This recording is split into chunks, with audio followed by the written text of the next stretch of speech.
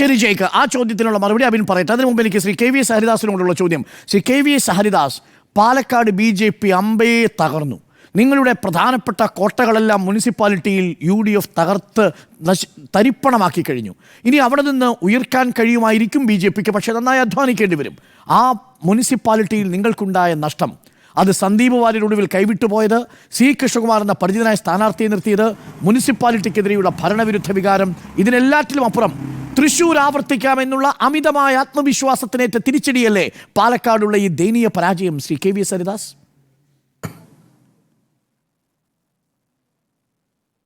അല്ല അരുണ, ഇവിടെ അമിത വിശ്വാസത്തിൻ്റെയോ ആത്മവിശ്വാസത്തിൻ്റെയോ പ്രശ്നമല്ല. ഏതൊരു രാഷ്ട്രീയ പാർട്ടിയും സ്വീകരിക്കുന്ന ചില തീരുമാനങ്ങളുണ്ട്, നിലപാടുകളുണ്ട്. തൃശ്ശൂർ ഞങ്ങളൊരു ഉജ്ജ്വല വിജയം കരസ്ഥമാക്കി. ആറ്റിങ്ങലും തിരുവനന്തപുരത്തും ഞങ്ങൾ വിജയത്തിനോടടുത്തു. ലോക്സഭാ തെരഞ്ഞെടുപ്പിൻ്റെ ചരിത്രമാണ് ഞാൻ വിശദീകരിച്ചത്. കേരളത്തിലെ കുറേ അനവധി മണ്ഡലങ്ങളിൽ ഒന്നാം സ്ഥാനത്ത് ഞങ്ങൾ എത്തിയിട്ടുണ്ട്. ഇത്തരം ഒരു പശ്ചാത്തലത്തിൽ അതിൻ്റെയൊക്കെ ഒരു ആവേശം പാലക്കാട്ടേക്ക് കൊണ്ടുപോകാൻ കഴിയണം എന്ന് ഞങ്ങൾ തീരുമാനിച്ചു, ആഗ്രഹിച്ചു. ശരിയാണ്, അതിന് തക്ക പ്രവർത്തനങ്ങൾ ഞങ്ങൾ അവിടെ ആസൂത്രണം ചെയ്യുകയും ചെയ്തു. പാലക്കാട് ഞങ്ങളെ സംബന്ധിച്ചിടത്തോളം ഒന്ന് അധ്വാനിച്ചാൽ മുന്നോട്ട് കയറാൻ കഴിയും എന്നുള്ള പ്രതീക്ഷയുണ്ട്, ഉണ്ടായിരുന്നു. പക്ഷേ അരുണെ, ഒരു കാര്യം കൂടി ഓർക്കണം.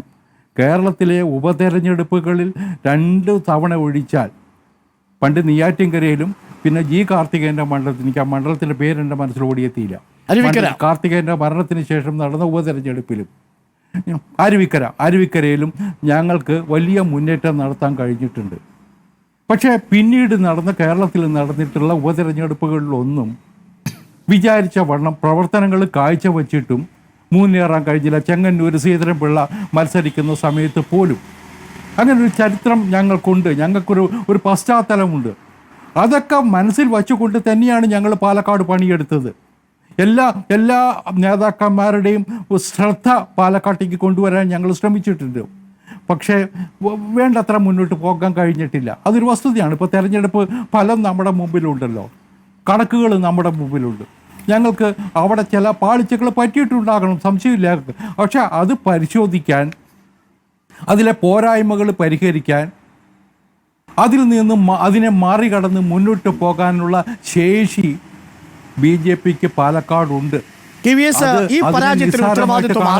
കേരളത്തിലുണ്ട്. അങ്ങനെ ഒരു വ്യക്തിയുടെ തീരുമാനമല്ലല്ലോ, ആരുടെങ്കിലും ഒരു തീരുമാനം. പാർട്ടിയുടെ സ്ഥാനാർത്ഥിയെ നിശ്ചയിക്കുന്നത് ആരാ? പാർട്ടിയുടെ ദേശീയ നേതൃത്വം. നരേന്ദ്രമോദിയും അമിത്ഷായും JP നദ്ദയും ഒക്കെ അടങ്ങുന്ന BJPയുടെ ദേശീയ നേതൃത്വമാണ് പാർട്ടിയുടെ സ്ഥാനാർത്ഥിയെ നിശ്ചയിക്കുന്നത്. പോളിംഗ് കഴിഞ്ഞ ഉടനെ വിശാലാക്ഷി സമേത വിശ്വനാഥനെ സാക്ഷി നിർത്തി C കൃഷ്ണകുമാർ വിജയിക്കുമെന്നുള്ള അമിത ആത്മവിശ്വാസം പ്രകടിപ്പിച്ചത് K സുരേന്ദ്രനാണ്. ഹരിദാസ്. അല്ല അരുണ, ഞാനൊന്ന് പൂർത്തിയാക്കട്ടെ. നിങ്ങളുടെ മനസ്സിലുള്ള വിദ്വേഷവും വിഷമവും എനിക്ക് മനസ്സിലാവുന്നുണ്ട്. അതിപ്പോഴല്ല. നേരത്തെ CPMൻ്റെ സുഹൃത്ത് സൂചിപ്പിച്ചതുപോലെ ഈ തെരഞ്ഞെടുപ്പ് കാലത്ത് ആദ്യ അവസാനം റിപ്പോർട്ടർ ചാനൽ മാത്രമല്ല, കേരളത്തിലെ മലയാള മാധ്യമങ്ങൾ BJPയോട് എടുത്ത സമീപനം എന്താണെന്ന് ഞങ്ങളൊക്കെ നോക്കി കണ്ടിട്ടുണ്ട്. അതിനെ മറികടക്കാൻ ഞങ്ങൾക്ക് ചിലപ്പോൾ കഴിഞ്ഞിട്ടുണ്ടാവില്ല.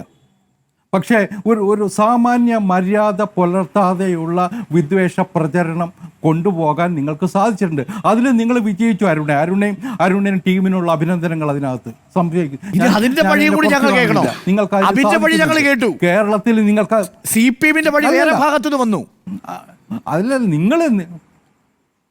അല്ലല്ല നിങ്ങൾ ചെയ്യുന്ന, ഞാൻ ഒരു മാധ്യമപ്രവർത്തകനായിരുന്നു, 10-30 കൊല്ലം ആ പണിയെടുത്ത ആളാണ്. മാധ്യമരംഗത്ത് പ്രവർത്തിക്കുമ്പോൾ പാലിക്കേണ്ട ചില മര്യാദകളുണ്ട്. ആ മര്യാദകൾ നിങ്ങൾ പാലിച്ചോ എന്ന് നിങ്ങൾ സ്വയം വിലയിരുത്തിയാൽ മതി. ഞാൻ നിങ്ങളെ ഉപദേശിക്കാനോ നന്നാക്കാനോ ഒന്നും വരുന്നില്ല. അതൊന്നും സാധിക്കില്ലെന്ന് എനിക്കറിയാം. കാരണം നിങ്ങളുടെയൊക്കെ താല്പര്യങ്ങൾക്ക് പല മാനങ്ങളും ഉണ്ട്. ഇപ്പോൾ ഞാൻ പറഞ്ഞ വിഷയത്തിലേക്ക് വരാം. ഞങ്ങൾക്ക് പാലക്കാട് സംഭവിച്ച പോരായ്മകൾ പരിഹരിക്കാനുള്ള ശേഷി ഞങ്ങൾക്കുണ്ട്. ഞങ്ങൾ ഇതിനു മുമ്പും ഞങ്ങൾ 2 സീറ്റ് ഉണ്ടായിരുന്ന സ്ഥിതിയിൽ നിന്ന് ഇന്ന് ഇന്ത്യ ഭരിക്കുന്ന 3ാമത്തെ തവണ ഇന്ത്യ ഭരിക്കുന്ന കക്ഷിയായിട്ട് ഉയർന്നിട്ടുണ്ട്.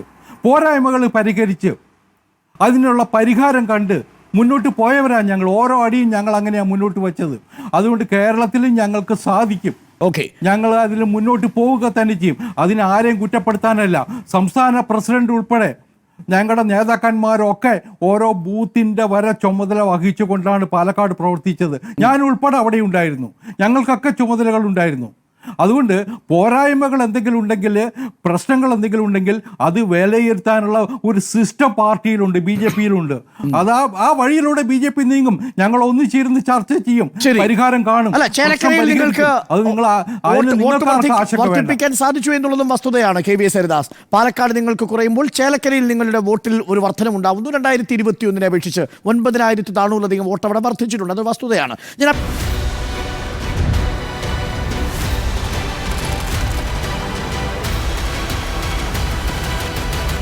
Debate with Dr. Arun Kumar.